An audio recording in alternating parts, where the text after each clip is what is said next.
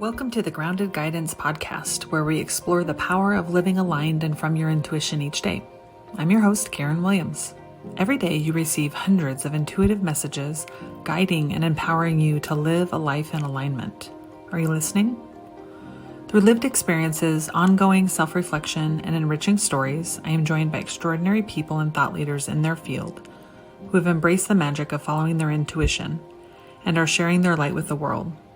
Trust that these conversations will meet you right where you are, and consider this your nudge from the universe to listen. Join us.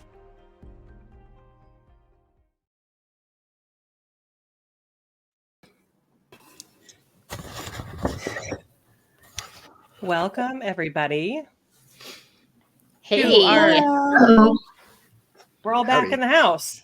Woo! The gang is back together. I know, it's so fun. Today we're going to do a deep dive discussion into our experience at St Ignatius Hospital in Colfax, Washington. St Ignatius is supposedly haunted. It's a 5-story, 50,000 square foot building where we did a self-led 3-hour paranormal investigation. It is claimed to be the ninth most haunted location in the U.S. There have been 9+ paranormal shows that have filmed at this location and countless other personal investigations. So, I'm excited. Are you guys excited? Well, it was exciting. It was exciting. It was kind of a frightful night. I was spooked a little bit. All right. So who wants to paint the picture of what it was like? I'd love to hear your perspectives. Well, I just want to point on the buildup of this because I've been wanting to tour this building for almost 20 years. And so this has been a long time coming. But yeah, my cousin used to go, and I won't say names, but she used to go and help herself to get into the building before they did tours. And back before it was untouched. And so I think that started my fascination with the building. And yeah. Before they locked it up tight to hoodlums. Yeah, and got security cameras. There's a definite fascination with this place. So a little history about St. Ignatius. It was built in 1892. Yep, by the religious order and Mother Joseph, who were, and this is how a lot of hospitals were built back in the day, by the religious community. They would take donations, and this is how they were established. And this is how this one was established in Whitman County. It served as a hospital until 1968, when it shut down and was turned into a sanatorium, which is essentially a home for developmentally disabled people. And then in 2003, it officially shut down and went into a rapid state of disrepair. So just recently, they have acquired new owners, and they do paranormal tours and I guess non-paranormal tours as well, to help fund some of the restoration costs. I was shocked because, we live fairly, fairly close. So it's not like, I've been through that town a million times, had no idea where it was. It's in the middle of just a community. Like, there are houses right next door, a whole part of town just hanging out right next to this haunted hospital. There are other properties attached to the hospital, so other buildings within that property, all of which are pretty dilapidated and run down. But it was shocking to me. You drive through the neighborhood to get to the hospital, and yeah, people are just watching TV in their living room as you drive on by. And I don't know why you always think like, oh, a haunted hospital should be like more isolated, desolate, nobody close. But apparently these ghosts just hang out in the hospital, not at these other people's houses. I do have to say, what is your how did you feel the vibe was when you drove up? I mean, some of you have been around it for a long time. I had not.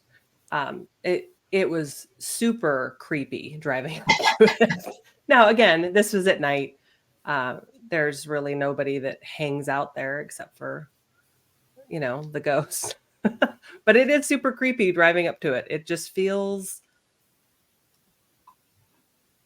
Yeah, it was eerie. Just I think part Yeah. of it because a lot of the windows are knocked out because of vandalism, and there's no electricity in that building. So it is totally vacant. But you get the sense with some of the windows and things that there are shadows, or there are lights of some dimming fashion that were behind some of those broken out windows. I thought too it was real eerie to me to drive up.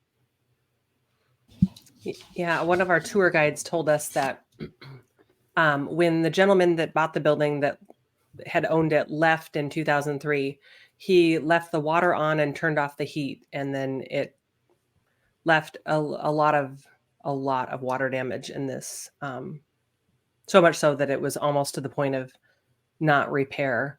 But as she said, if it would have been reversed and left the heat on and turned off the water, it would have been in a completely different state. I mean, there was one floor that like we walked and you could just see through to the next floor. Yeah, it was gross. It was scary. Like you had to fear a little bit. You could feel the floors bowing on some of the floors. Yeah, I mean, you could just tell that the middle section of the hospital had kind of sunken down. That's where it took the majority of its water damage. You could tell. It was weird. Yeah, it was. Carol, I think that's what you kept mentioning, the state of the building. Yeah. And I think that you were maybe feeling maybe something more than just what was happening with the building. And then we got a lot of feedback in our tools that we'll talk about in a little bit about the building. Disrepair of the building was quite it was very concerning for me. And I think I had some trouble getting past that. Almost like the building was talking to me, not necessarily the spirits in the building, but the building itself, because it was in parts of it were such disarray. It was sad actually, because you could tell at one point it was beautiful. It was done to the highest level of architecture, the highest level of materials used. I mean, you could tell there was such pride in this beautiful hospital, and it really was in disrepair. But I did almost feel like the walls were talking to me.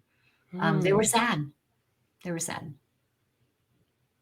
They did have some artifacts left. I took a picture of one of the steam heaters that had the most beautiful ornate designs in it. I mean, it was so thoughtfully built, and at one time, I know it was probably just the place, the place to be. But yeah, it's fallen into a pretty sad state of disrepair. So Who was the name of the woman who built it again, or who? Mother Joseph of the Sisters of Charity. Okay, and she had a few hospitals that she had. Yeah, this was her 17th and final hospital. Wow. Yeah, not all in Washington, but she built them all over the West. Yeah. And her dad was a builder, taught her everything that she knew, essentially, wow. Right? And, yeah. I didn't know that.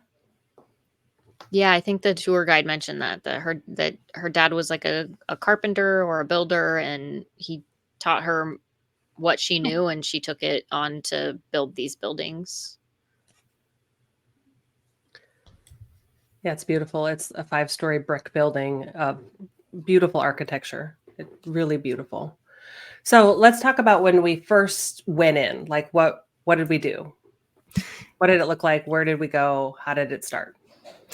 Well, okay, so we started off the tour with the flashlight, remember? Oh yeah. Well, if we back up, we were given some tools. Well, we're given some tools, you're right.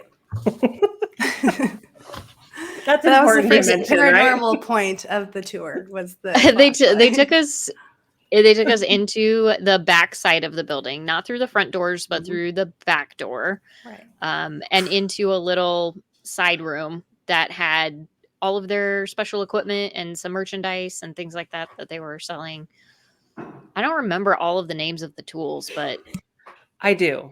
I did a perfect. little, Of yeah, I course did you a do. little research because I have thought a lot about this because I know when we were on our tour, Eric was live streaming for his separate YouTube channel, and they gave us 3 tools to use in our group, and then they had a tool in this room that we started in.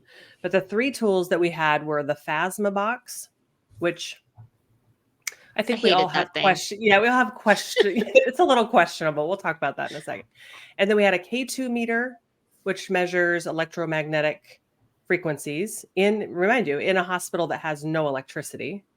And then what they called a spirit box, which was also kind of made my head tilt a little bit. Like, what is this?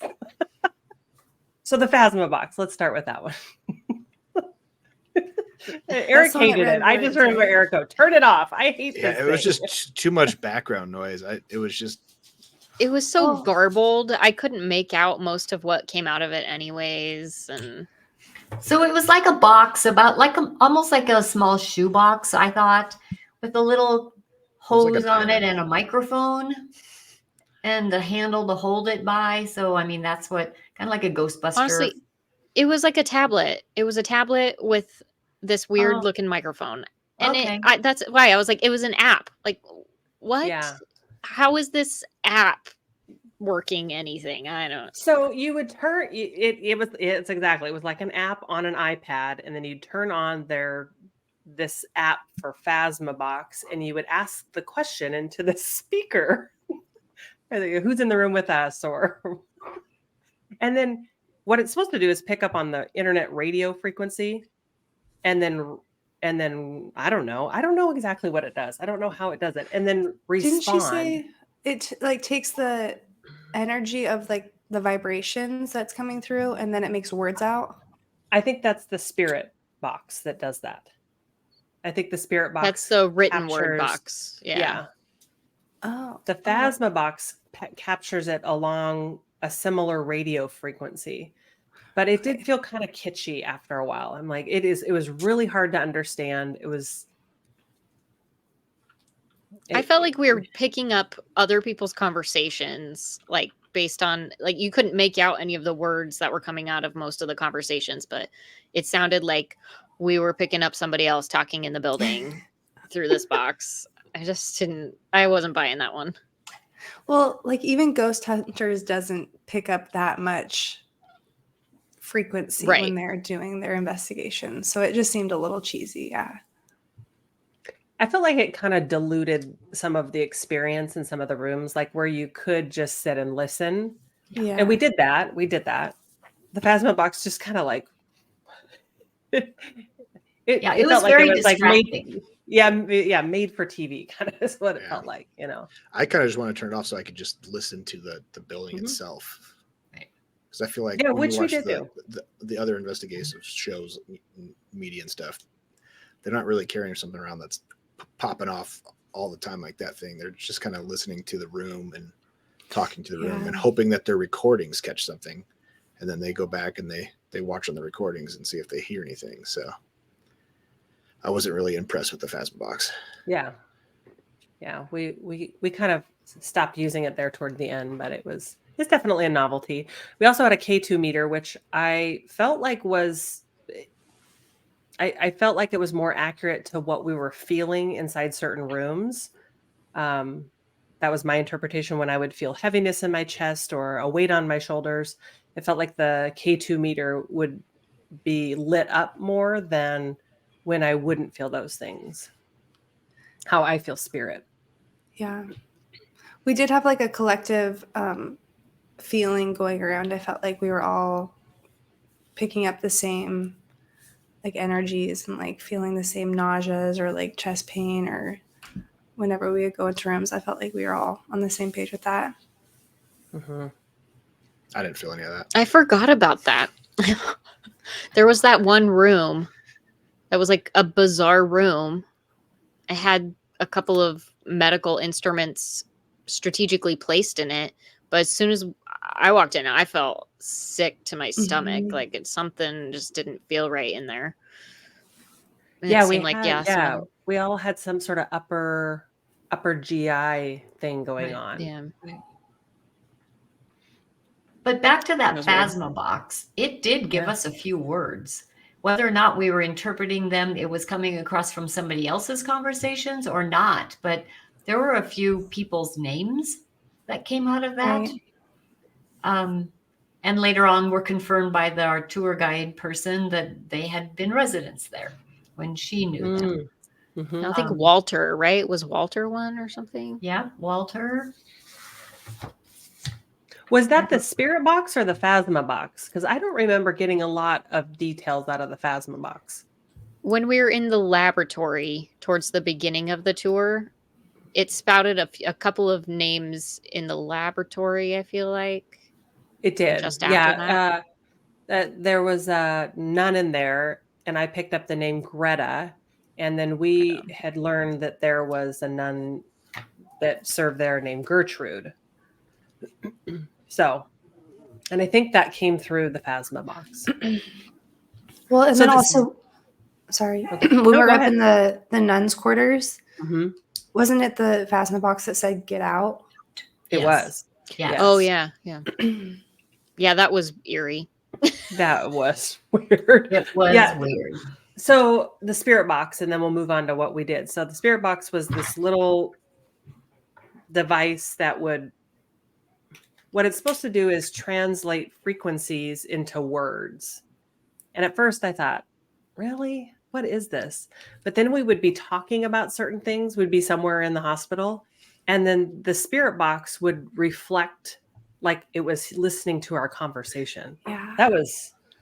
That you guys have a really interesting story about that. When we first started, didn't the spirit box reflect something back about wheat? Yeah, literally, like this second that Brooke was given the spirit box, she was the one in our group that had the spirit box. She got it when we were in that very first room when they were just passing out devices. And Brooke walked over and she goes, "Ooh, Kayla, you're going to like this." And as soon as she walked up, and I was standing next to Carol, and as soon as she walked up, it spouted off 3 words right away. It went raw, and then wheat, and then drawing. And I my initial instinct was, I know a raw wheat drawing. That's weird. But why would this hospital be talking about a raw wheat drawing? Like, that doesn't make any sense. Because Carol, you have a drawing in your kitchen of a wheat field, and in that drawing it has 2 sprigs of raw wheat inside the frame, and that was your dad's, Right. And so I don't know, weird. that right away I was like, oh, that's bizarre. But then shortly after that I was like, yeah, this thing's full of shit. But then later on I came full circle and I was like, maybe it's not completely full of shit. So there were a couple more moments where I was like, that's pretty cool. Was he born in that hospital? No, he wasn't. But I do sense that we didn't just have spirits from those that were either residents or had died at the hospital. But I think we had some earthbound spirits. My dad, Eric, your and Kim's, I think your dad was there with us. I think we had some travelers come with us. Yeah, I think they were excited. Like, right? oh, what a fun opportunity to maybe, utilize some of these toys to have their voices heard in a different way. Yeah. Well, and that was confirmed because Kim's name came through the spirit box when we were in the chapel. church, the chapel. Yeah. And It said Kim large or huge coat, and I was wearing my big parka coat. And then like 3 words later, it was like joke. Right. Like, So I'm like, yeah, Your dad's he a was big like jokester. teasing you. Yeah, Yeah. that made it feel like it was our dad talking. Uh-huh. yeah. And like, mind you, the tour guides and people putting this on didn't know any of our names. No. So it wasn't like they could have They programmed it in. programmed it or anything like that. Well, Yeah, I was so just watching. Oh yeah, go ahead. I was just watching back some of the footage, and I think one of the first things, like, we got to the top floor, and I asked at one point, saying maybe the nuns can say a prayer for us, like the Lord's Prayer, or not the Lord's Prayer, but like a Hail Mary. Yeah. And then I didn't realize this until just now watching it back, because Brooke said shepherd, and I thought she meant say, what about the shepherd's prayer? And so she was actually reading something off the box. Uh-huh. And so somebody said the shepherd's how about the shepherd's prayer? Yeah, like think it Lord was is me. our shepherd. Yeah. I think it was me because we were up there and Shepherd came through, I think, 3 different times. Mhm. And Yeah, I remember I kept saying, yeah. It was like 15 seconds after saying, "Can maybe the nuns can say a prayer for us?" And I said, "Maybe they can give us a Hail Mary." And then right out of the box comes shepherd, and so like the shepherd's prayer, you know, as I walk through the valley of the shadow of the death, and stuff like that. So, Woo, that's kinda makes me think- amazing. Yeah. kinda And makes me that think, just "Ooh." gave me full chills again. Yeah, So, that's amazing. So I want to back up because I have to tell you my experience when we were in the parking lot. So we drove up to, we're just going to back up just a little bit. We drove up to the hospital, parked our cars. I salted around the cars because salt's supposed to be very good for repelling spirits. And then the tour guide's slugs. watching me do this. And she goes, "What were you pouring on the pavement?" I said, "Oh, just salt." But then Kayla and Carol come out, and I feel like it was like a true Ghostbusters moment. They like open their coats and they have full rosaries on. I wasn't taking any awesome. chances. It was just awesome. Yeah, talk about another layer of protection.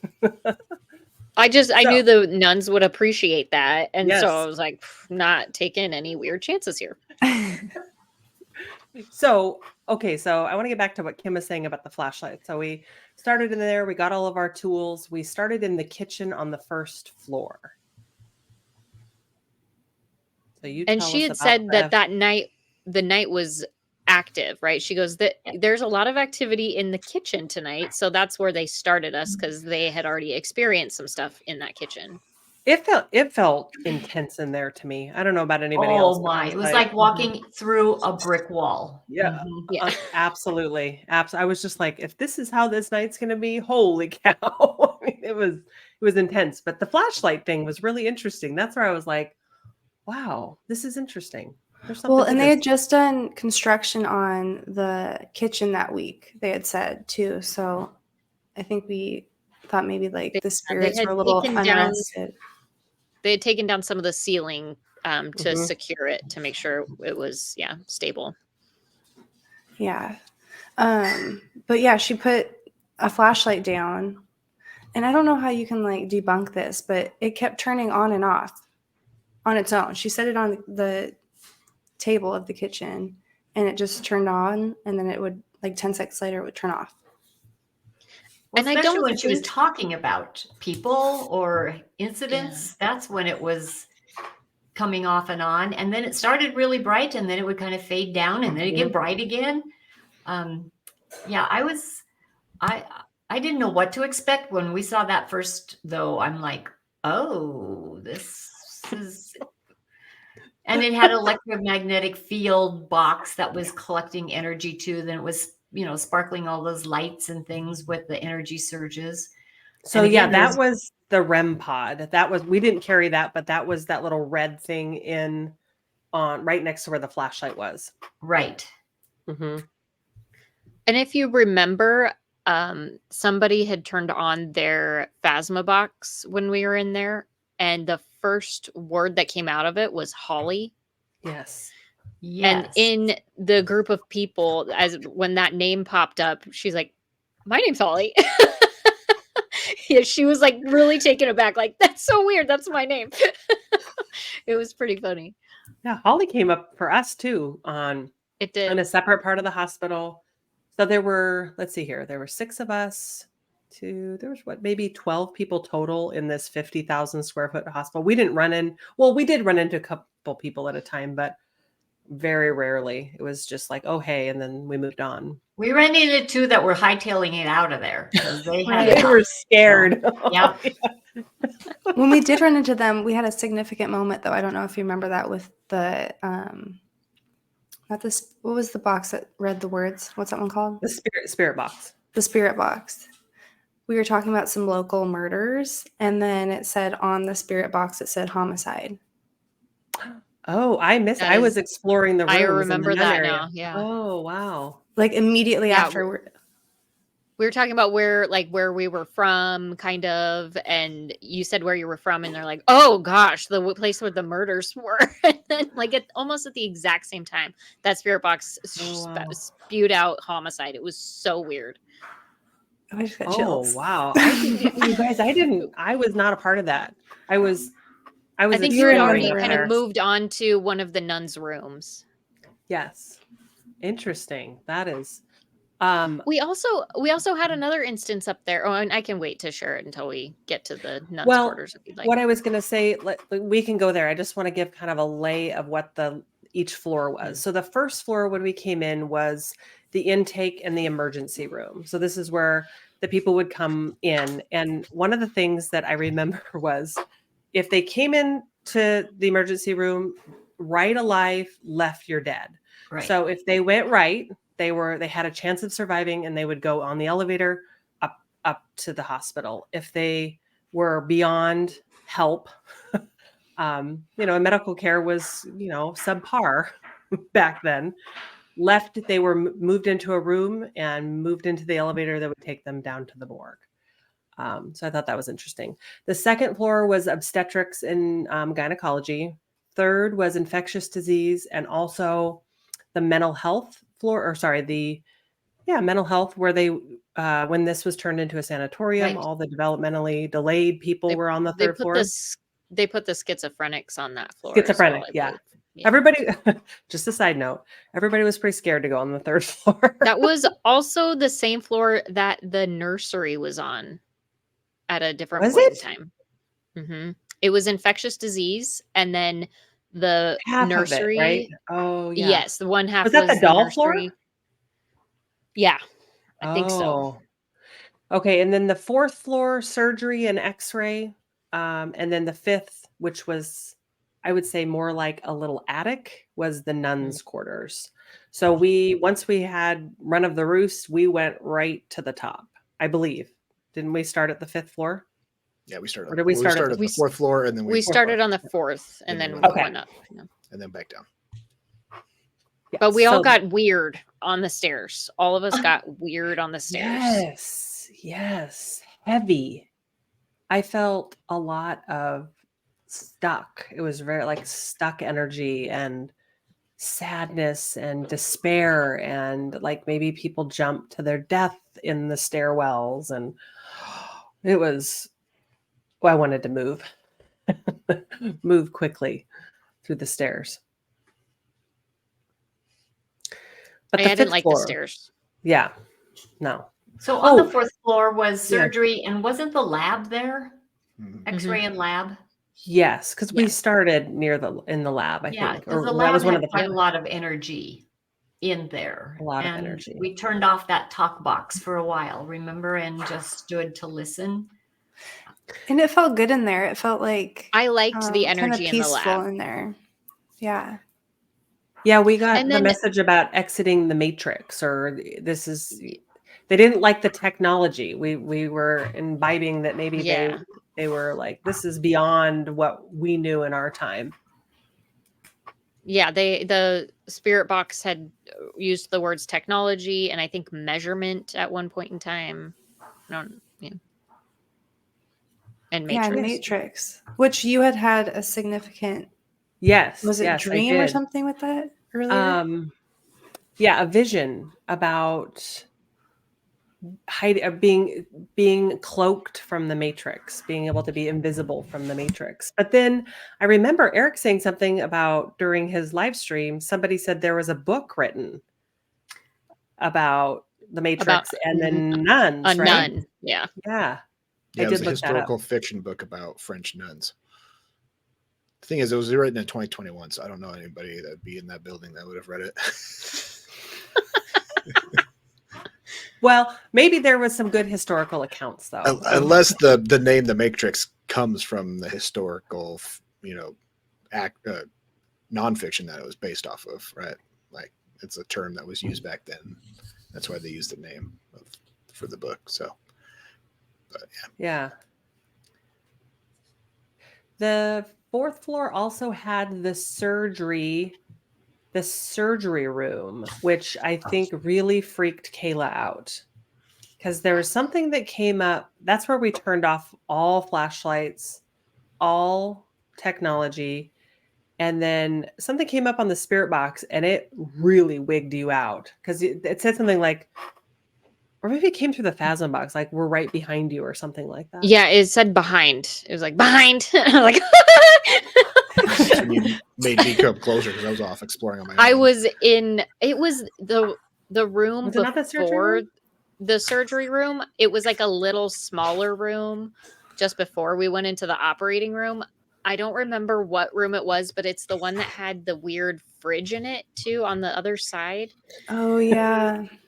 I don't know where that came from. It was And I really opened bizarre. the fridge. Yeah, that was a mistake. Yeah, I had when we had just come from the stairs, and I did not have good feelings on the stairs, and I was at the back of the group, and so I think my fear just got the better of me because then I was standing in the doorway and it said behind, and then I jumped into Brooke's lap essentially. It's like when you're a little kid and you're in a dark, like you turn off the lights and you have to like run out of the room because it's dark and scary. Exactly. That is the exact feeling I had going up the stairs and going into that room, like somebody was following me, so I think you had that feeling all night because I kept remembering Carol saying, "Oh, Kayla, you go ahead of me," or yeah, Karen, you go ahead, and I'm like, I'll bring up the back end, I don't mind. I didn't. So did you have the feeling that somebody was following you the whole night? No, not the whole night. I think everybody else was. I think Mom was just really being protective of me after that moment. But I think that whole fourth floor, you were like that. Yeah, there was something about that floor, and I don't know Right. why, because nothing really freaky happened on that floor to our knowledge. But yeah, I'm going up to that floor, walking into that floor, and then being there was something was off for me. I don't know exactly what it was. That little kid fear of needing to run up the stairs, because it's dark in the basement, I do have to say, looking back at some of my pictures, you would not know that there was not electricity in this hospital.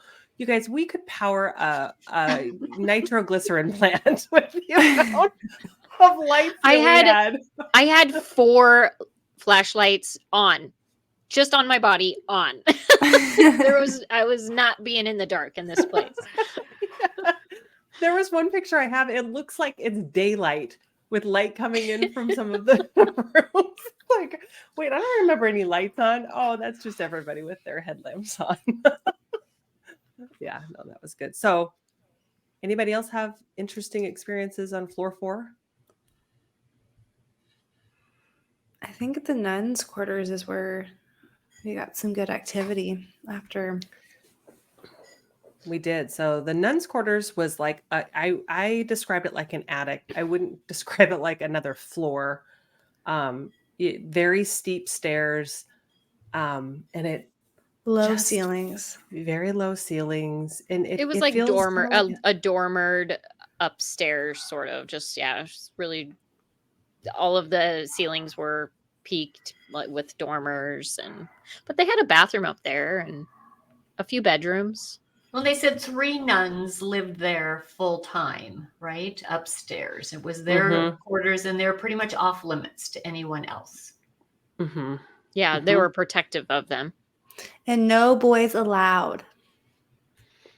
Yeah, or families or anything. Yeah. Oh, yeah. I think that Eric perhaps had a little bit more experience up there than we did. That's when he was wandering around, that's when it told us to get out. Just reacting to me. Yeah, because Yeah, you're a man. it's- You were supposed to be there. It's kind of creepy. I mean, if you paint the picture, there's these religious drawings. I don't know if they're the 10 Commandments drawings on the wall or paintings. I don't know exactly what they are. And then 3 separate living quarters and a bathroom, and it's very, very narrow hallways. Just didn't feel very nice up there to me. It felt stifling. If you remember, as we were going up the stairs or thereabouts, the spirit box threw the word Indian on Yes. it. Mm. And then Oh, when we yes. got up to one of the nurse or the nuns' rooms, there was a big portrait of a Native American Indian in the room. poster. It was like Mhm. really weird. But again, maybe, well, no, that was the spirit box. It wasn't the Phasma box. So I was like, maybe we picked up on somebody talking about the Indian in the bedroom, but Yeah, I I don't think think it so. was also extra creepy because, like Carol said, a lot of the windows are no longer there, and then they've got bats and pigeons that are in this hospital, so that kind of adds another layer Yeah. of The resident creepiness. pigeons. The resident pigeons, yeah. And bat droppings. And I was watching one of the ghost hunters, I think, and their exploration up into the nuns' quarters was somebody blowing into their ear when they were moving up the Oof. stairwell, which they said was really unsettling. Yeah. But they would have been mostly males, Yes. correct?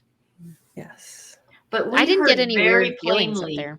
the words "get out." We did. Yeah. Yeah. That really was unsettling to me. Well, and she mentioned the tour guide. She mentioned there was a construction group that had come, and it was a bunch of males, and they went up into the nuns' quarters, and it was like the most activity they had had in a long time. Up in the, do you guys remember exactly? Yeah, I significant remember things They were that. happened? Yeah, in one of the bedrooms, I think. I don't know.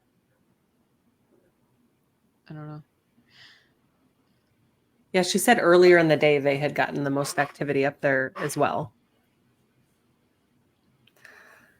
Yeah, it seems like that's the most active spot in the whole building. Which is interesting to me because one of the things that the tour guide was telling us was she was having a hard time understanding why the nuns would stick around after all these years. Why are they, bound to this facility? And I don't know if she said she asked the Phasma box or it came through one time during an investigation, but she said because of the children. There's still a lot of young souls that are still there. Well, and I think for me, the history that goes back, that hospital was premiered during the 1918 Spanish flu. Mm-hmm. So that flu killed so many people. And they said some of their first patients were children that died of that Spanish flu. So I think, to me, that was like, oh my gosh, that was just a horrible encounter for anyone to have to deal with that many children that die together. Yeah, I felt like we captured some like giggling children or laughing children on the Phasma box. Does anybody remember that? Or some sort of children? I thought voices? a child came through. Yeah, like a voice of Yeah. a child came through. There was definitely some distinct voices that sounded littler than others. You could distinctly hear some of the voices sounded like men, some of them sounded like women, and then there were some that were higher pitched for sure. But I didn't know what to make of that box still, so like Back to the Spanish flu. So some of the history out there say that in that area, that little community was kind of like an epicenter for the Spanish flu. So I don't know who had gone away and brought that back, some of the wartime or the railroad people or someone. But thinking that was kind of an epicenter for Spanish flu was phenomenal. that they had a hospital like that to actually take care of people. But then quickly they realized there was no morgue in town. And so, Karen, we'll talk about that later as we talk about the floors. But I think as they talked about doing triage through the emergency room, yes, if you were, had an issue that they were triaging, thinking you were viable to survive, you went right up the elevator to the floor. And if not, they kept them in the emergency department or the next floor down and gave them comfort care, because they couldn't serve them all, no doubt, especially if they were having an outbreak like that. So I think the nuns were probably very touched and very cared a lot about those children, all children that came through. But especially during that time, there were so many children that died. Yeah. Wow. Do you know if they still use that right alive, left you're dead? I'm thinking like during the recent pandemic when we were overflowing in these hospitals. They No, still but do triage. They do triage, absolutely. Do you think that's where triage started, is with that whole idea that we have to decide right now if this is somebody, the whole triage protocol is maybe where that came from. Absolutely. Yeah, that's definitely where that started. That was the, early 1900s. I'm sure that's probably where it did start. They had to keep those that they could alive, and others they gave comfort care to. Wow. Yeah, scary. Yeah, that's well, and just to think, not having the medicine or the protocols that no antibiotics, no have respirators, no ventilators, no nothing. Yeah. Wow. But they did surgeries, and their surgery suite, we just talked about that, but their surgery suite was beautiful. And it had this whole wall, huge span of wall full of just windows that I don't know what direction it faced, but that was part of letting the sunlight in to help with surgery. It faced south, which is where the sun would be shining the majority of the day. So yeah, I noticed those things a lot in the building, beyond the paranormal piece. I noticed the window. Some of these windows they would never put in buildings nowadays because they were just not heat efficient. But that surgery room was, it was so beautiful. Right. It was floor to ceiling windows. Wrap around windows. I remember some of the stairwells had almost floor to ceiling windows that were. You could tell they took pride in that surgery room too. They were trying to give themselves the most light that they possibly could so that they had the best vision that they could while they were performing surgeries. It was, brilliant. And beautiful craftsmanship for sure. One of the things that I was maybe worried about before I went, but then it really was a non-issue, which to some people may go, well, why would you worry about that? Was feeling like, would the hospital feel really unsanitary to me? And it really didn't. It just felt like an old building.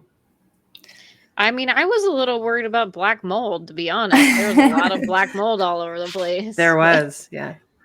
Yes, there was. But you could tell the building was well cared for when it was in use. It was definitely maintained and well cared for because the floors were still in very good shape. And you could peel back the layers of crust from all of the water damage, you could see how beautiful the building was. I do have to say, Kim and Eric took it upon themselves to sit and lay on a lot of the furniture in this place. And it really grossed me out. I wanted to get the full experience. Like, did you go home and detox? I saged.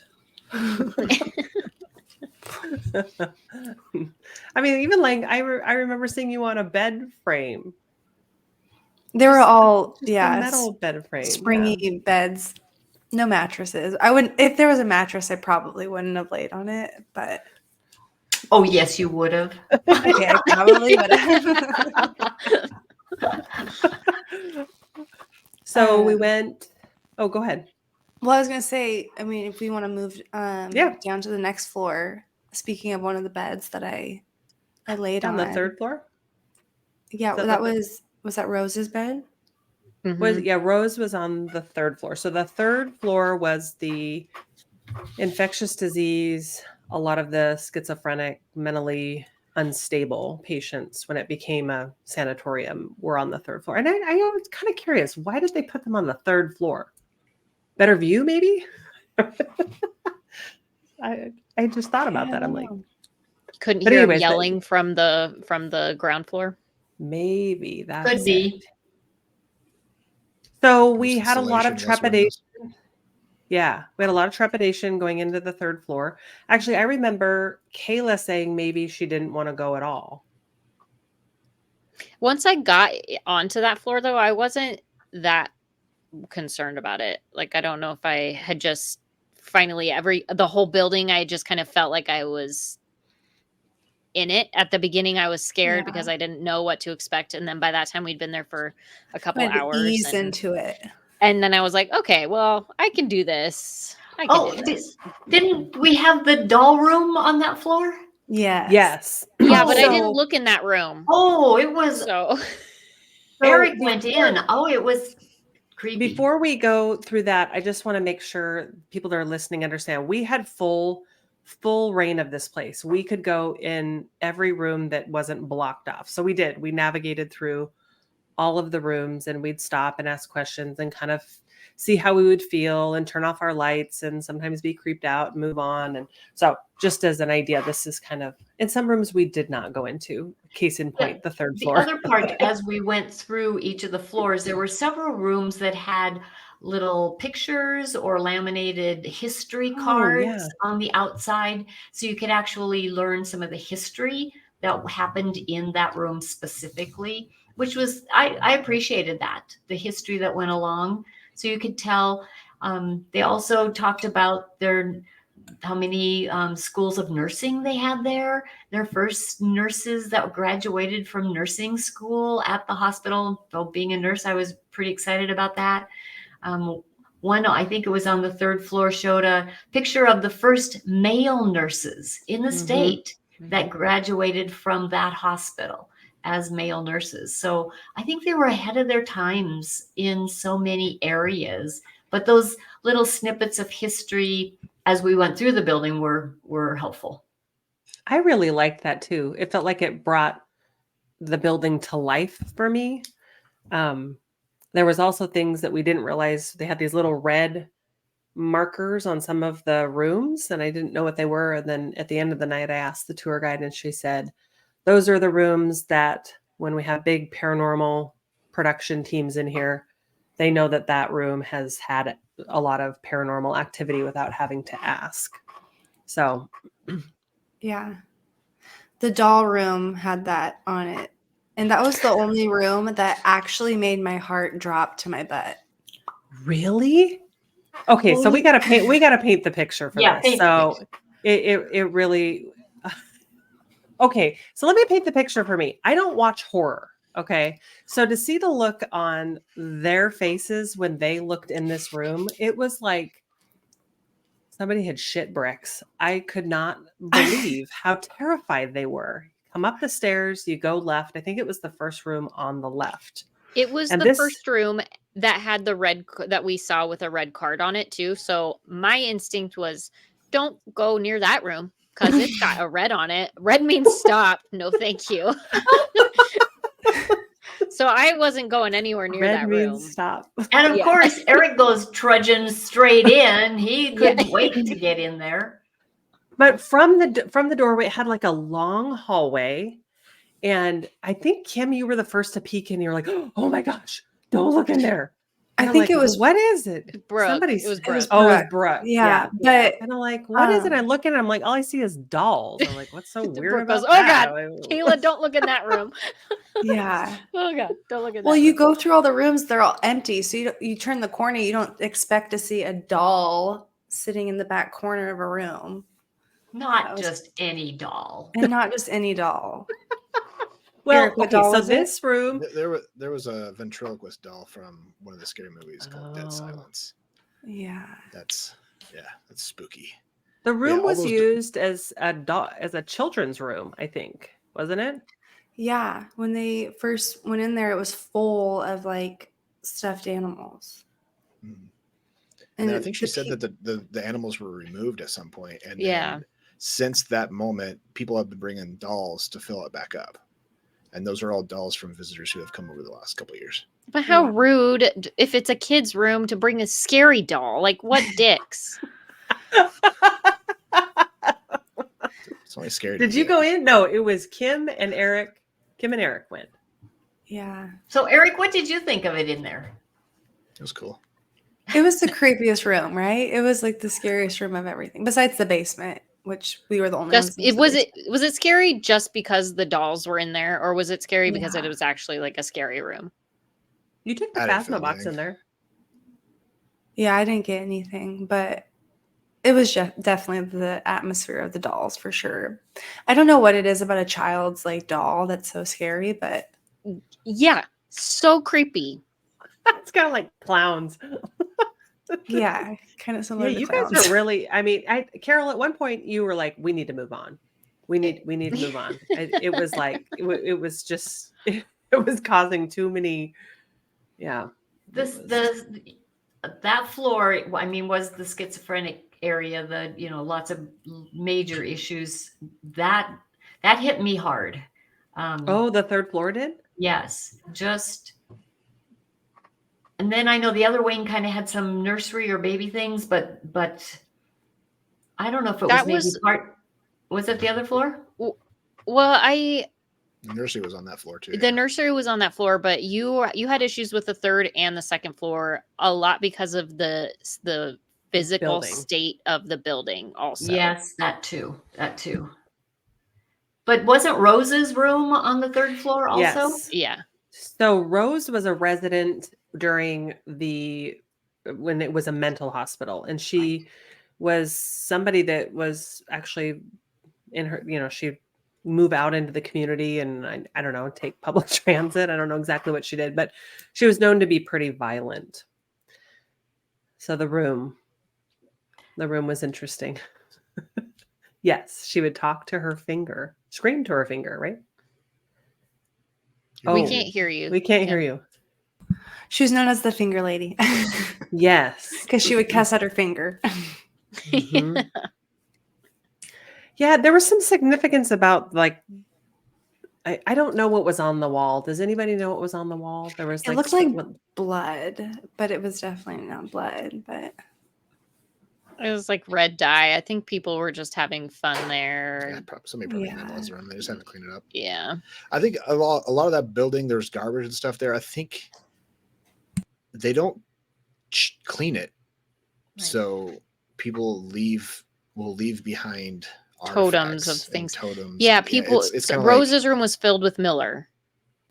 Coors. Oh, Coors. yeah. Thank you. Coors. I actually Banquet. watched a video of some investigators that were in Rose's room, and they had a beer with Rose. So I think oh, some of those cans were from cool. them. Yeah, people just bring. Because that was her favorite beer. So some beer. people will bring Coors Banquet to drink with her, Yeah. and then Oh. leave them Kinda like leave the the doll empties room. there.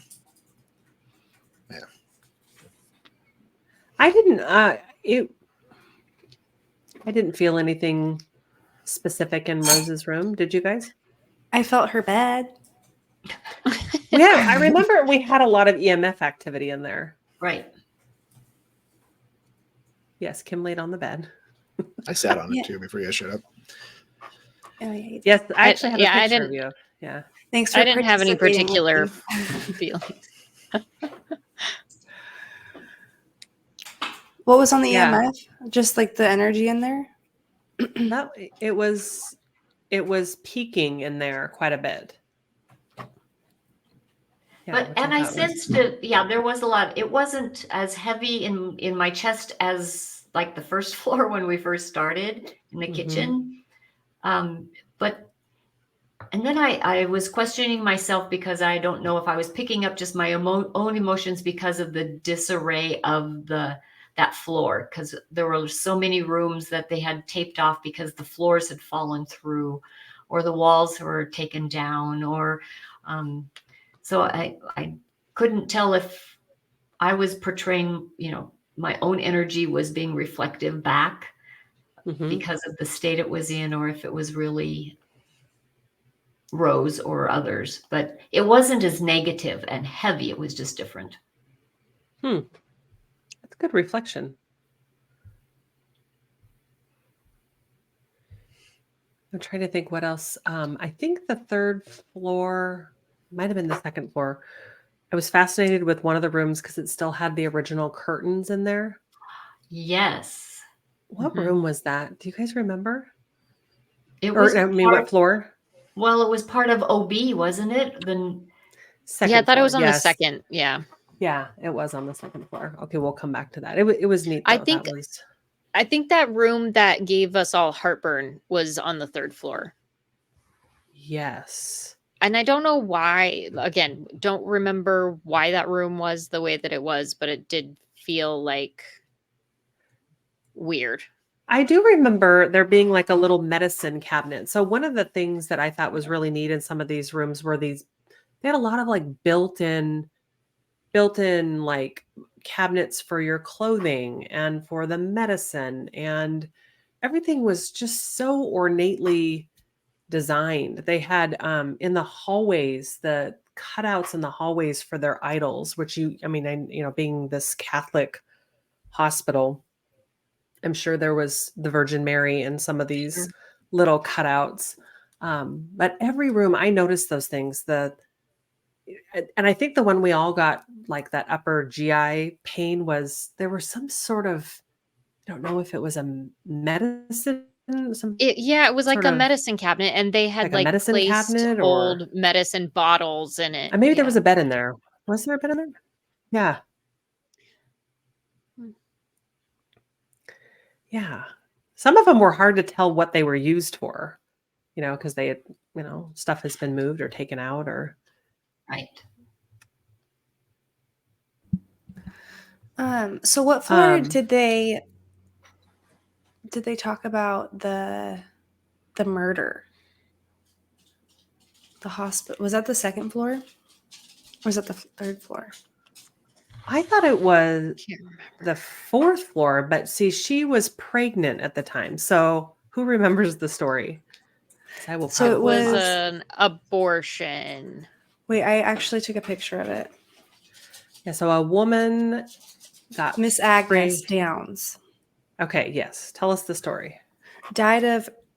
Oh, shoot, there's some big words in this article.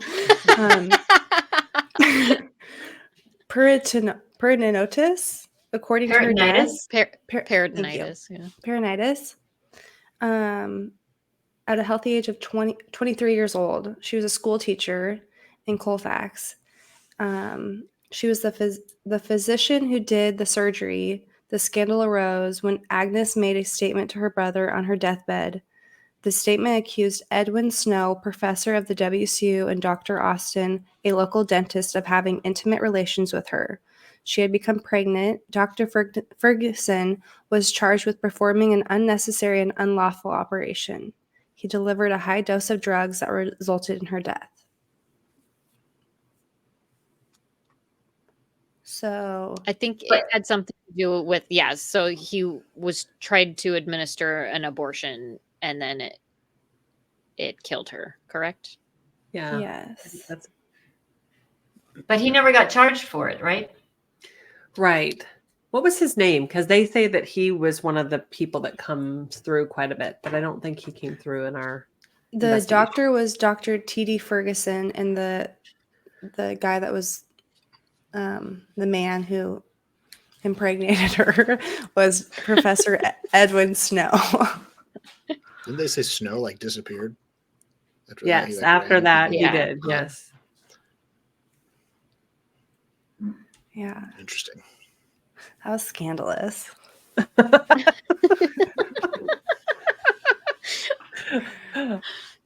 So what else happened on the third floor? To me, it felt really, I was really unsettled on the third floor.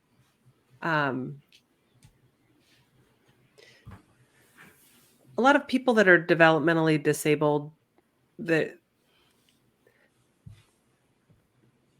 I don't know how to say this. Maybe they can't speak to you in terms that you would understand, but their soul understands it. And I was feeling like a lot of them were really desperate, either desperate to get out of there or desperate to, and when you're stuck in a body, yeah, it felt kind of sad to me. Oh, Mm-hmm. like misunderstood or like Yeah. just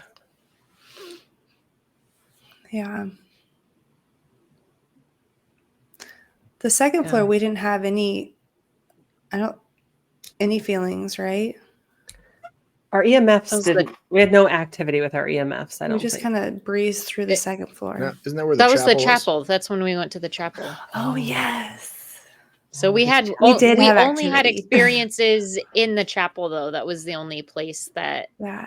things were really happening. No, I don't think so. I think that we also had. No. Do you guys remember that strange little room that we all went in? Oh, yeah. Like, And what it is was this like room for? weirdly shaped. It had like a weird upper area, and then I'm like, "What is this for?" And then Oh yeah. we turned out the light, and then I kept getting it was something about death. There was something about death, and I think Kayla, you turned to me and were like, "No, not death, not death," and it was just creepy as hell in that room. Yeah. You Because said we there went was down some a long stuck hallway energy. and then and then I was watching after we went there. I didn't watch any of the shows before we went because I didn't want to have any preconceived notions, but they had done something in that room and felt the same thing. There was some weird stuff that happened in that room. Oh, And I think that was really? on floor 2. I think. Yeah. I think you might be right. Yeah. And I only remember it being cold in there because the window was broken out. No, I opened the window. Oh, you said- that's right. Karen was like, It we need to smelled like weird. cleanse this. Yes, that's release right. this.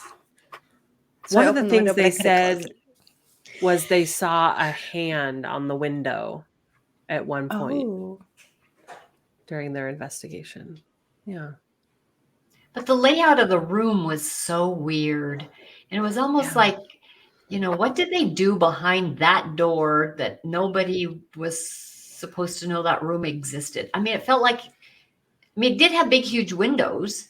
So you knew it was meant for something. But I know we commented, maybe was that where a walkway was outside or, Oh, yes.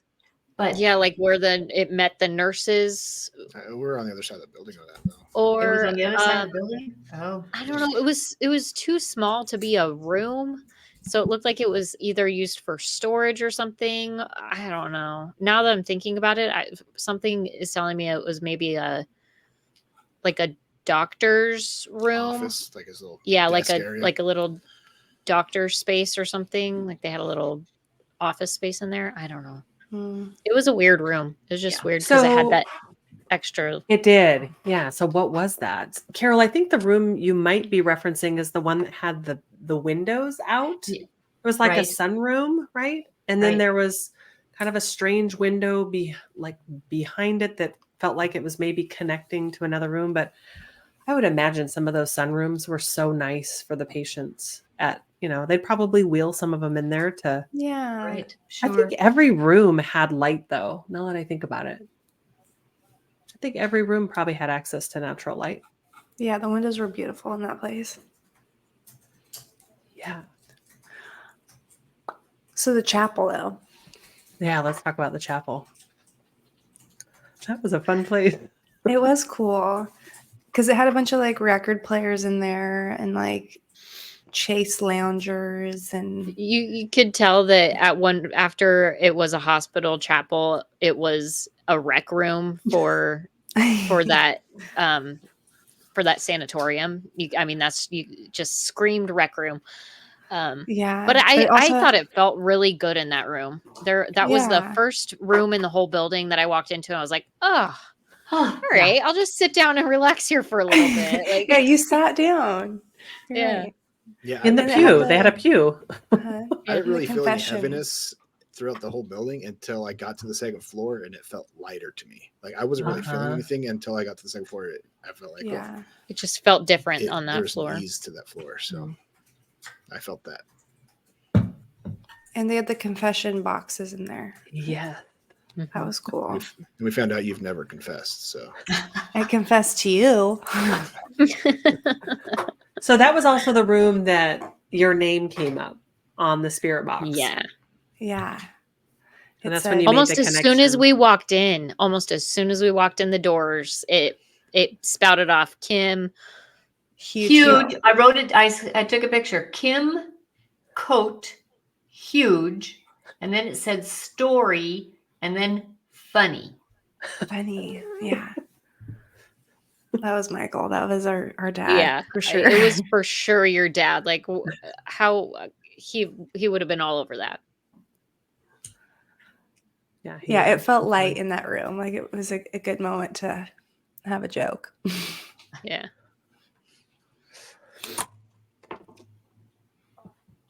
So what for you was the spookiest part of the tour? Where did you go? Whew, this place is really weird. This place is something's not right about this place. Well, definitely the doll room, but me and Eric went down to the basement, and I think just the story of how things ended in the hospital with the basement that freaked me out. Yeah, we didn't go down there. So tell us about what was the basement used for? Eric, do you want to? yeah, I think the basement was where the last The last residents were occupied. That's where And they were lived. vegetables.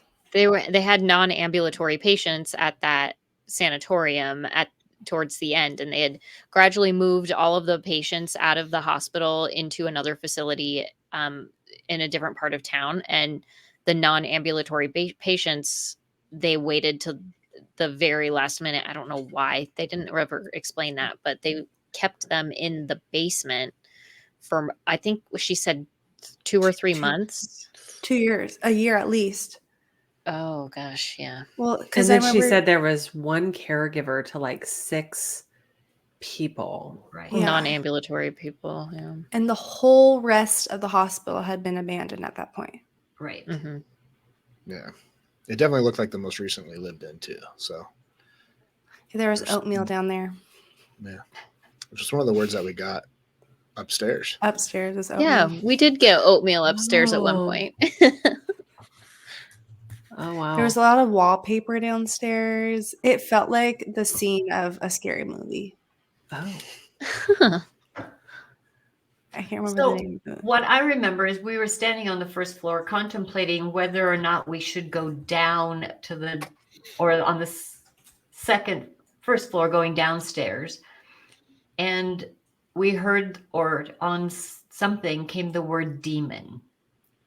Remember that, Karen? Yes, I do. I mean, Yes. I backed up. Karen backed straight up like we were being, Nope. Not going. pushed back, and I said, I'm not going there. Karen goes, nope, no way. Mm-mm. That's Yeah, right. I didn't know forgot about that. Yeah, wasn't going to go there. I don't like basements anyways, I usually. mean, So yeah, there's nothing good that happens in a basement. not typically.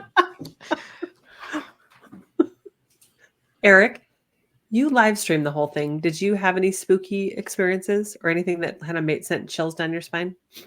No, not really. No. Yeah, I was hoping to, but I didn't really experience anything.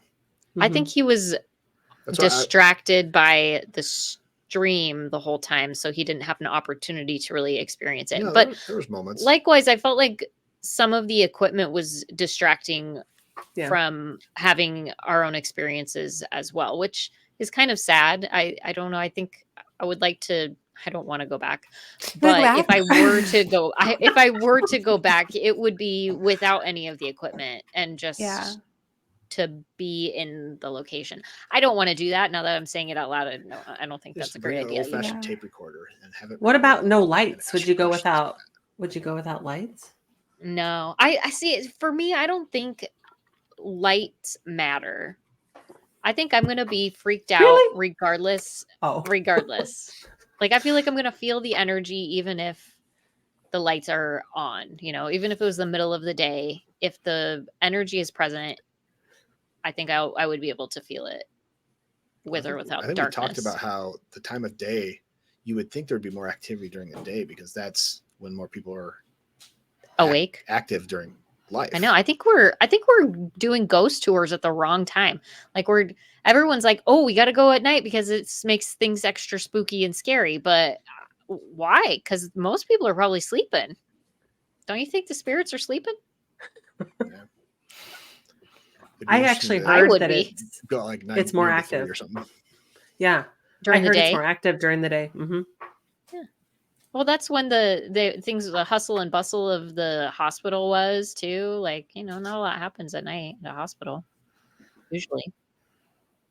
Eric, what were you saying about a tape recorder? Well, I was just saying the next time you go, just take an old-fashioned tape recorder and record the whole time and ask your questions, and then play back the tape when you're done and see if anybody answered.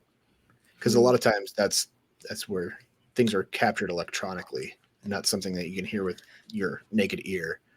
That you need, like the electronic frequencies get captured on, tapes and stuff like that.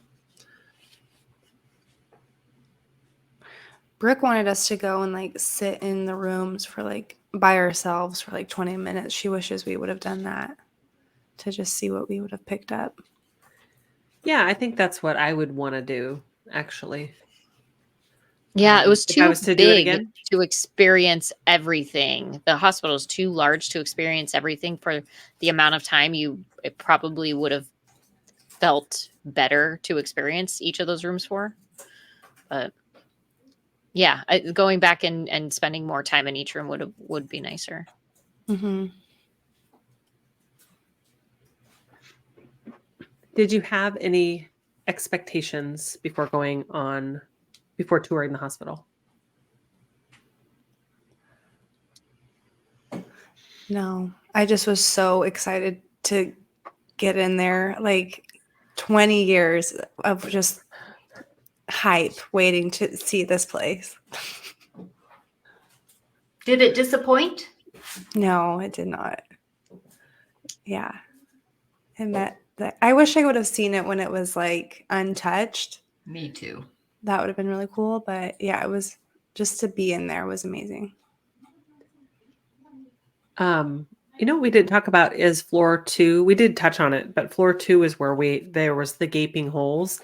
And that's where the energy shifted for me a little bit. The first time all night, it was when Carol was talking about how you were really bothered by the physicality of the building on floor 2. And it really sent fear into my, I was really fearful because I knew you were feeling something. Right. And then when I saw the gaping hole and just this little orange tape, I thought, oh man, this is probably not structurally sound. And then I think we got something on the spirit box about the floor, Floors. something about it. And that's when I was like, we got to move. We got to move. So that was the first time all night that really bothered me. Energetically, I felt like it supported what maybe you were feeling, Carol, because I was just kind of like, oh, this is so interesting. And then it was like, oh, the second floor was yeah. really I was almost panicked because Mhm. it felt like Dangerous. like everything else like everything else was kind of tipping and leaning and dangerous. Yeah, dangerous for people in it.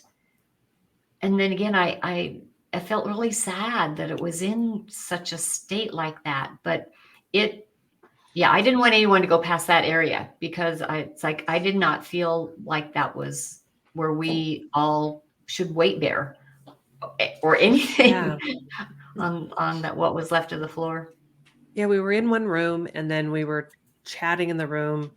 And then you said something, Carol, and then it came through the spirit box to confirm about the floor structure. And then as I walked out of the room, the door jamb on the other side of the room was like shifted. It was like, I was like, oh, we need to get out of here. This is, and what was it? Just my fear, maybe playing it something just was very strange to me after that. I was like, ooh, yeah. So after you guys went to the basement, we went to the morgue. We went outside, down some rickety steps, through some tunnel brushes, and around a dark corner to a door that was embedded into the side of a hill that had a lock on it.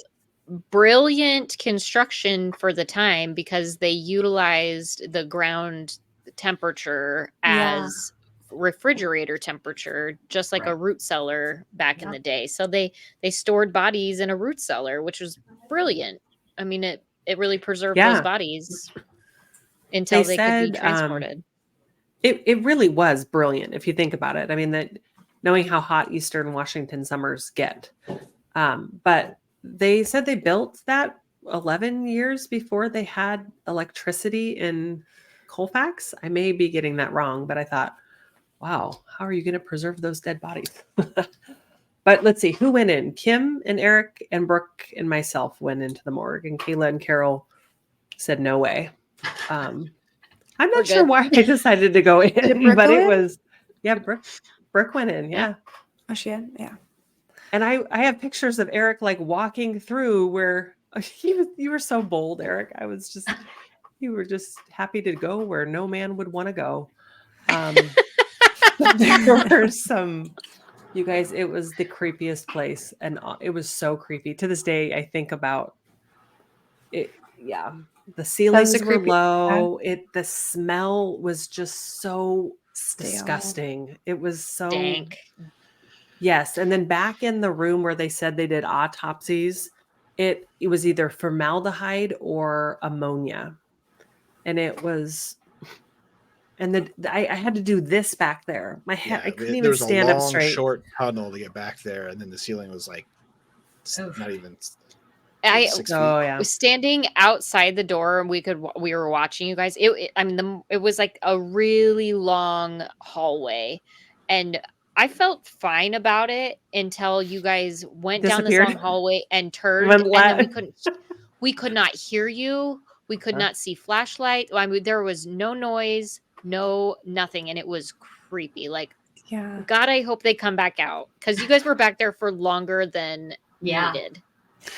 Well, she was telling us the story about when I think ghost hunters came, and one of the guys got scratched in the room that we were in. So I watched that episode, and it is as creepy as I felt back there. And he had this big red mark. He was a bald guy on his head when he came out of there. But yeah, you could see it was just strange, like the brick where they had like plastered it into the earth, and why would that be an autopsy room? Because I asked the lady, she said they didn't do any autopsies there. They just held the bodies and then sent them down to the morgue, I don't know, funeral home, the funeral, whatever they call it. Yeah. So I don't know if they did like pre-autopsies, but then they also showed us where the elevator from the hospital down to the morgue was. Right alive, left you're dead. That was the elevator down. So it was kind of like a lift, the dumbwaiter lift, was it? Yeah, the dumbwaiter went down there too. No, I think this was an actual elevator. Okay. Yeah. On all the other floors, the elevator was boarded up because it's just a shaft. They don't want people falling down the shaft. But on the bottom, in the basement where the bottom, you could see little springs underneath where the elevator would sit on it when it reached the bottom. Yeah. But when me and Eric were in the basement, there was this like dirt tunnel that you could see through, but you didn't know where it went to. Yes. And when we were in the morgue, she said the dirt tunnel led to the other side of the basement. They dug those out after, I think probably, those looked fairly recent. I think they dug that out to make sure all the foundation was good and all the pipes and stuff were good down in the basement area. You know, I was reminiscing or talking with somebody about the morgue experience, and I couldn't quite figure out why it felt so tough in there to me. And this person I was talking to said, do you think maybe with all of the, the pandemic, the Spanish flu pandemic, and then the right alive, left your dead thing, that maybe people were taken down, or the left you're dead, they weren't totally dead yet. And Yeah, maybe like too they were, soon? Oh, yeah. sad. I never thought about I know. that. Well, I would hope not. I would hope Like- not too, but you guys, it was creepy. It was. Did you guys think it was creepy, Eric and Kim? I just would never want to be in any part of that building alone. But with people, I was fine. I kept walking off by myself. Yeah, you But spent you more had- time alone than anyone. But you had your whole channel. The whole channel Yeah. was. Yeah, but You I was were- But sitting it was there, freaking me out, Eric. It was freaking me out. All of a sudden, you'd be gone. No lights, no nothing. It was, yeah. I was determined to just go on without him, and she kept saying, "Well, you got to wait for Eric. We got to wait for Eric." I was staying But on we the were same floor. moving between floors and on these creepy staircases, and all of a sudden, there's no Eric. It's like, we can't leave him. I mean, I was right behind you. I know was- you were. I know. He was looking for a good paranormal experience. So, did any of you take home any sort of Talking Klingon? about normal experience. I know that scared the crap out of me. I saw her out of the corner of my eye. Could you go back to your room? We're almost done. Okay. Go with Daddy. Did any of you take home any sort of paranormal, or earthbound Klingon energy when you left? I guess kind of a two-part, that, and then what was your pre-tour ritual and your post-tour ritual? Like, what did you do to make sure you were ready to go in? And then what did you do when you left? I feel like this is a question for you. Did you do anything? I didn't. No. Did not. Okay. Yeah. Did you take Oh. home anything? I took home a sticker.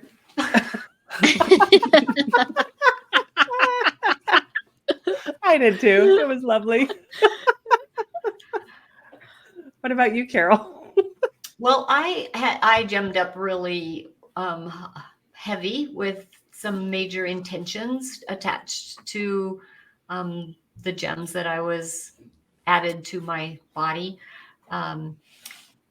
I was granted a new rosary, and you're right, I did wear a rosary that night. Had it around my neck for a while and then put it in my pocket so I could hold it with my hand to feel that energy. So I felt that was appropriate, going to a Catholic hospital like that. And the energy, because the rosary is beautiful, has labradorite beads, which are my favorite protection. So that was very special. And then we all, as we went through, several times did grounding intentions to make sure that, especially in that stairway, that one stairway for sure, we didn't want Klingons. We didn't intend to do harm. We were there for the experience, making sure everyone in that hospital knew that that was our intention. For following, it helped me. I mean, we had a carload going home, so we kind of could debrief together verbally, which was very positive. I felt bad that, Karen, you had to drive alone to get home in middle of the night, because we ended after 12:30 in the morning. So that helped me debrief, and then to remove the stones that I had been wearing and giving another blessing and intention. I slept pretty good. I didn't have anything creepy or abnormal. It was, of course, reliving some of it, but not a bad Klingon. No, that's fascinating. I hadn't thought about the debrief on the way home, because you had that too, Kim. You and Brooke drove home. Did you guys debrief? Yeah. Brooke just talked about how she wished she would have done the experience differently, I guess. Oh, yeah. But yeah, that was about it. What about you, Kayla? I set pretty strong intentions for myself to not just not. Not I experience had anything? just to not allow anything to come into my bubble. Mhm. And then I felt myself put walls up while we were in there after the fourth floor experience with for me. Mhm. After that I know that I put more of a wall up. I was a lot less open after that. And I think that I don't know. I think my experience was probably more muted than it could Mm. have been, but I think I was okay with that. I think I was probably okay good, with right? that. Yeah. Yeah. And then good. let's see what else. I wore a lot of smoky quartz, which is my grounding stone. I had smoky quartz on each wrist. I had a rosary around my neck, and yeah, I was pretty determined to not have anybody help hang out with me after that. Right. I had been working, I got a vision shortly after we had booked this back in, I don't know, when did we book it? In August?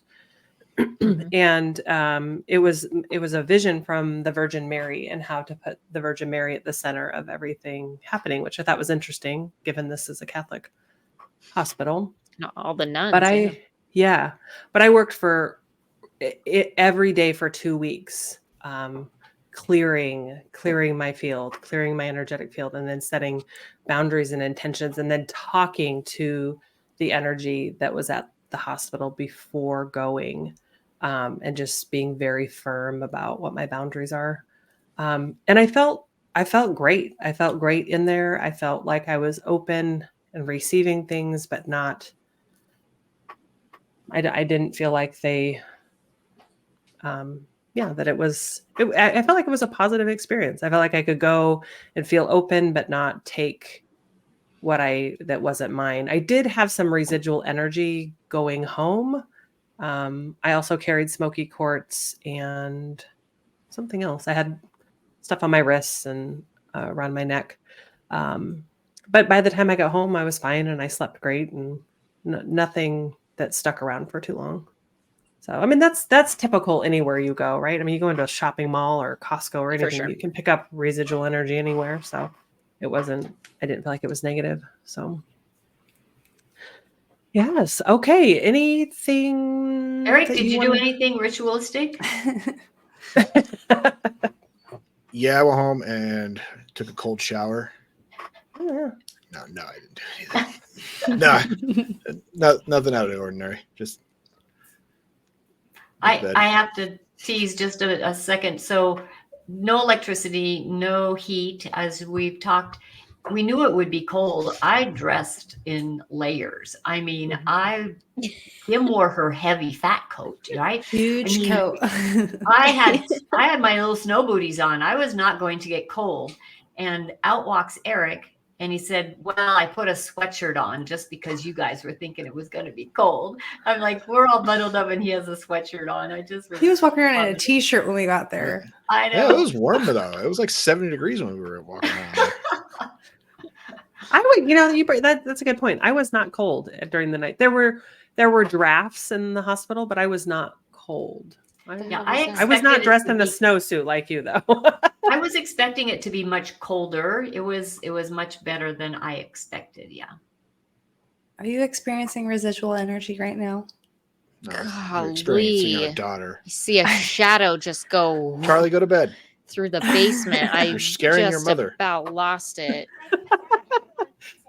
Kayla does not like Okay. basements. Okay, well, Okay. any last minute thoughts about our St. Ignatius paranormal tour that you'd like to share? I would not have wanted to do it with anyone else except you all as a group. Yes. I was going to say the same thing, Carol. Yeah, that was a great experience. I'll be honest, I considered breaking into this building for several years. And so I'm just proud of Don't do myself. No, I didn't do it. I'm just saying I finally got to go in, and I went in respectfully. So I Yes. think that's why the spirits respected me too when I went home. Yeah. Good for Yeah. you. Yeah. So thanks for going, guys. One last parting thought about this that I think is important. When I've watched some of the ghost tour or ghost shows, paranormal tours or whatever, I think it's important to go into these things with the right mindset, right? Do you watch horror films all day? The two ladies that were so scared on the tour, that were on a different tour, they said that they're horror junkies, Yeah. right? So they Yeah, went they love into it horror with, movies. they went into it with that perspective and that mindset. And you are what you consume. And I think that your perspective and your what you take out of it is how you show up. Not to say that paranormal things don't happen and we didn't all have a paranormal experience, but how fearful are you going into it, right? Yeah, I think showing gratefulness is always really helpful too. Just being expressing gratefulness to the building, to the energy left behind, that we're not trying to invade their space. We're just trying to experience it with them for a couple hours. Yeah, I feel like that was helpful for me in my mind anyways. Yeah, we appreciate you. Now stay here. Yes, yeah. Yes. And I didn't get the sense that they wanted to leave. They wanted to share No. their side also, but most of them were they were maybe worried we were in their space, but I'm almost content as such. I mean, there were a few that weren't, but I think the general feeling of the building was those spirits that were there are there. Was their home. And I think they felt comfort in that beautiful home during their time. And sure, most could be playful and want to send some messages, but I didn't sense that there were horribly bad spirits in that building. Mm-hmm. Would you do it again? It didn't. Oh yeah. You would? Oh yeah. I think let's plan our next ghost hunt somewhere else. I know Kayla is kind of on the fence. What about you, Carol? I have some friends and know people that have done, they can't wait to stay in a hotel that is, haunted and there's a room and all of that. And we heard that they were looking at potentially in the future trying to renovate some of the hospital for like a hotel bed and breakfast or something. I have no desire to stay overnight in a hotel or I have no desire to stay overnight in that hospital. I have no desire to fall asleep. Like, why would I want to fall asleep in a location where there could potentially be negative energies? Like, when you're sleeping, your walls are down. Like, it just is not a great idea. Seems like an unnecessary risk in my book. Would you do it again, Karen? I would, yeah. I would do St. Ignatius again. But I have to do Yes. another one. I would really like to do like the Gettysburg battlefield, some of the plantations in the South. Yeah, absolutely. And I think those would be great. Again, I don't want to stay at a hotel that's haunted. I have no desire for Yeah. that. But I would love to see the Gettysburg fields. Yeah. I would love to experience that. And I would do St. Ignatius again. I'd like to do a daytime. Oh, yeah. Where you could just spend more time in some of the rooms. But maybe after it's a little more repaired. Mm-hmm. Yeah. So let's plan our next one. Oh, Kayla, we haven't heard from you. What do you think? Did you go again? After that night, I walked away like, that was fun. I don't think I ever need to do it again. Yeah. Reflecting back, I think it would be nice to experience it again in a different manner, like during the day or without all of the equipment. I think would be nice, to just have a more authentic personal experience rather than like a forced personal experience, if that makes sense. It sort of felt like they were forcing us to have this kind of experience. Yeah. You bring up a I don't good know. point. I would want to do it without the equipment as well. Because when we went into that room and turned off all of our devices, things were just flooding in for me. That can be more spooky, but I think it's more interesting. What about you, Eric? Oh yeah, I'd do it again. Word. All right, let's plan our next one, and then you can good. decide if you don't want to come, Kayla. That sounds perfect. Yeah, I'll decide when I feel it. Cool. All right. Well, thanks for gathering. This was a fun outing. I want to do something like this again. You guys were a fun group to do this with for sure. So thanks for coming together to do it. It was Yeah, great. thank you. All right. We'll see you guys later. See ya. Bye. Bye. Thank you for joining us today on the Grounded Guidance podcast. If you enjoyed this episode, please consider subscribing to our podcast and leaving a review. Your feedback helps us reach more curious minds like yours. Until next time, stay grounded, stay guided, and keep stretching your edges to think differently. Take care, my friends.